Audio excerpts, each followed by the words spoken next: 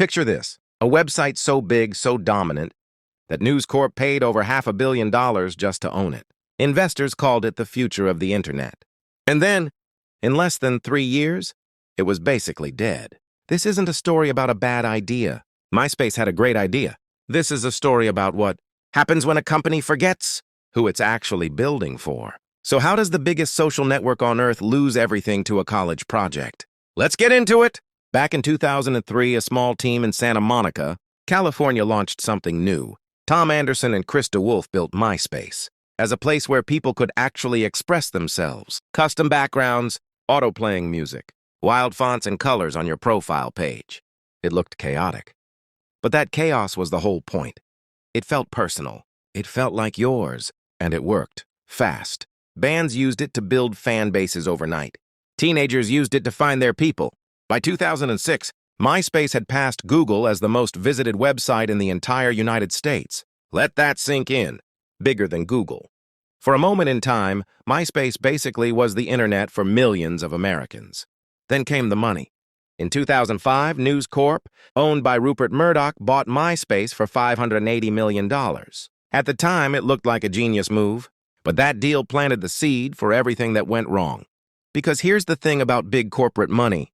It comes with big corporate priorities. News Corp wanted MySpace to make money fast. So the site got flooded with ads, pop-ups, slower load times. The freedom that made MySpace special started getting boxed in by rules, ad placements, and executive decisions made by people who didn't really understand what made the platform feel alive in the first place. And while all that was happening, a quiet little website was launching out of a Harvard dorm room. Facebook. At first, almost nobody saw it as a threat. It was small. It was exclusive. It only let college students in. But Mark Zuckerberg made a decision that changed everything. He kept the design clean, fast, simple, no blinking backgrounds, no chaos, just your name, your photo, your friends. While MySpace was busy trying to monetize every click, Facebook was busy building trust. That difference became the turning point. Facebook opened up to high schoolers, then to everyone. And people who were tired of MySpace's clutter and slow. Pages had somewhere new to go. Here's the biggest mistake MySpace made, and it's one that still haunts companies today. They treated their platform like a media business instead of a technology business. Every decision was about ad revenue, not user experience. Meanwhile, Facebook kept investing in speed, simplicity, and features people actually wanted, like tagging photos and a clean newsfeed. Users started leaving, slowly at first, then all at once.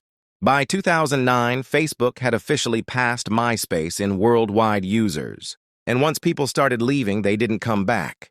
Because in social media, when your friends leave a platform, you leave too. That's the whole game. News Corp eventually sold MySpace in 2011 for just $35 million. A website once valued in the billions sold for a tiny fraction of what they paid for it. So what's the real lesson here? Growth without direction is fragile. MySpace had the users. It had the culture. It had the momentum. But it lost sight of the thing that made people fall in love with it in the first place. Freedom, identity, and community. Facebook won by staying focused on one thing, making it simple for real people to connect with real friends. Today, MySpace still exists in a much smaller form, mostly known now for a huge data loss incident that wiped out years of user uploads. It's a shadow of what it once was. But its story still matters. Because right now, somewhere out there, another company is making the exact same mistake MySpace made, and doesn't even know it yet. So here's my question for you.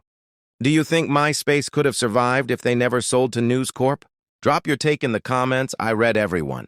And if you enjoy stories like this, the ones about how giants rise and fall, go ahead and subscribe.